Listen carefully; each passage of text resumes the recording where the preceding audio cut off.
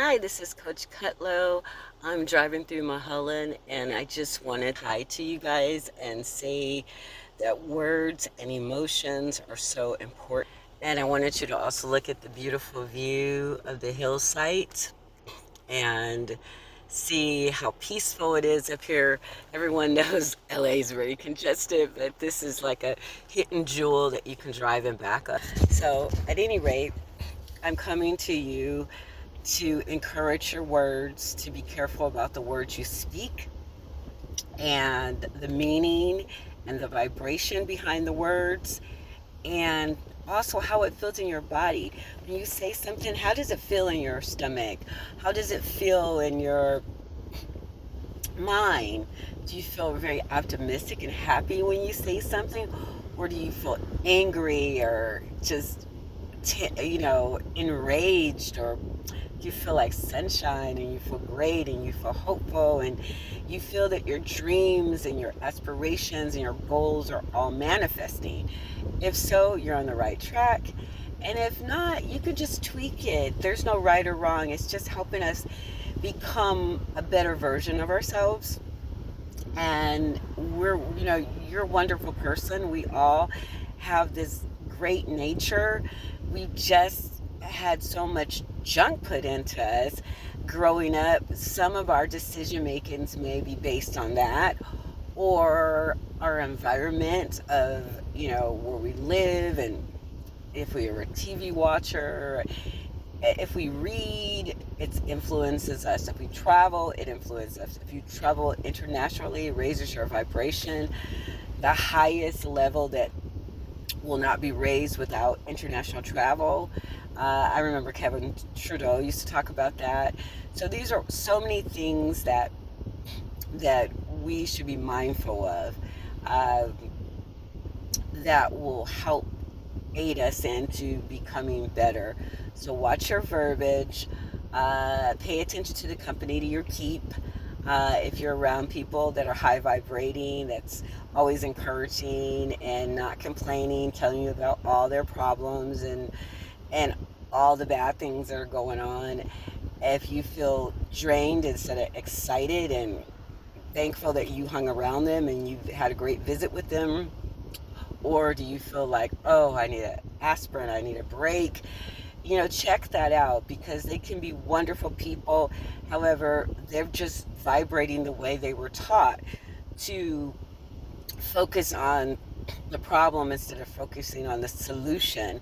So when we focus on the solution and not the challenges, we become better solution solvers, and we feel good in the process. We just know that it's all going to work out for our good because we feel that internally. We're thankful for our abundant life.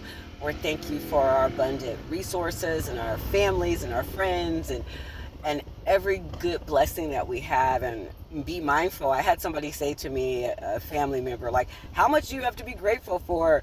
I mean, like everything. And I was like, yeah, pretty much everything. When you wash your hands, the hand soap, when you shower, the water, the pipes, the water filter, everything is a gift to us. And when we realize that it's a gift, we have a whole different way, mindset of looking at things, that everyone is not partaking in having these things that we're so blessed to have.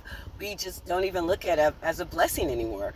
You think everyone lives a certain way, and then you find out there's people that wish they had toilet paper, they wish they had a shower, they wish they had a house to live in, they wish they had your car, or your job, or whatever, or your profession, or your husband, or whatever, or wife. There's so many things they will see that we won't see. That's one thing about reading a lot, and I experienced from being in a foreign country for a long time studying, is that I see the differences, and I saw the differences then, and I still, when I go back, I see them now, of how blessed we are in this country. The good stuff that's in this country, how the blessings, and it's so many of them. So I'm so thankful to be able to see the difference, because when you don't see the difference, then you sometimes, as people, we get caught up in complaint and saying there's not enough of this and it's not enough of that, and we don't recognize how fortunate we are. We are completely blessed in so many ways. I give thanks when I'm out running around doing tasks on the days I have a lot of things to do besides all my work and business and everything else I'm doing, and I have to go to the bathroom. I know this is kind of funny, but I'm so happy I can run into any public place like a Starbucks or a restaurant and use their public bathroom. Because in other countries, you gotta have coins. You have to use something equivalent to a porta potty in the middle of the city. Everybody knows you're going in there. It's not clean. It doesn't smell pleasant. So these are just little things that I'm thankful for. I'm thankful for when I go to get a checkup, I have a robe to put on, a gown, because I experience being in a foreign country and you're getting a checkup, you just get undressed. There's no paper robes, there's no cloth robes or anything. You're totally nude, and it might be a team of doctors in there, 2 or 3 doctors, and it doesn't matter what gender they are. They're gonna see everything. There's no way of like, oh no, I don't want the checkup. So I have had some experiences. So those little things we have, I am so grateful. When we used to do rounds in the hospitals, uh, they didn't even have food for the patients, and if they did, it was ketchup with pasta, and their family members brought them food every day. So these are things that in this country, if you're hospitalized for something, you have food, you that your family members do not have to bring in. That most of the time is pretty decent. I know it doesn't go with everybody's preference, but it's decent. We have so many things that we don't even think about, like toilet paper that doesn't feel like sandpaper. If you by chance go to a bathroom in a train station, and for women, not any of us want abrupt toilet paper that's abrasive, okay? So these are just a few things. So again, let me wrap it up. Be watchful of what we say and think and feel. Most of the feeling is so important. Watch who we hang around and talk to, and because we don't want them to pollute our mind with their anger or whatever's going on. Again, they can be great people. This is just the way they express themselves. There's no judgment on that, but you have to guard and protect your mind at all times, because your mind is creating your internal mindset and dialogue, and that's creating your reality. And that's just the bottom line. So we just be careful with those things.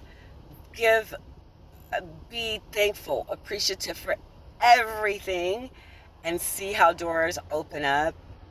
And being grateful, being appreciative, being thankful, all those words are a sign of strength, not weakness.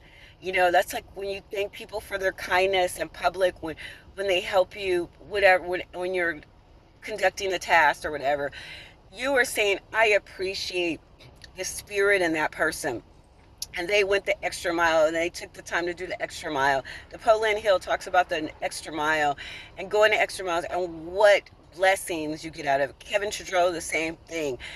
My mom and my grandma used to say the same thing. So we do more, and we do it with a smile, and the rewards we give back are just so much more better. And it makes doing whatever you're doing, whatever task, errand, chore, endeavor, it makes it way more pleasurable. So just remember, be thankful for everything. Keep your mind focused. You can and you will accomplish your desires. You are worth it. You are valuable. You are a unique specialty item. There's no one else on this planet that compares to you. We're all individuals. That's why we don't need to compete with each other. We just need to complement and connect and encourage and keep going. So I love you. Thank you for taking the time to watch my video. Have a wonderful, spectacular, super marvelous Monday. And this is Coach Cutlow saying thank you for your time because it's valuable.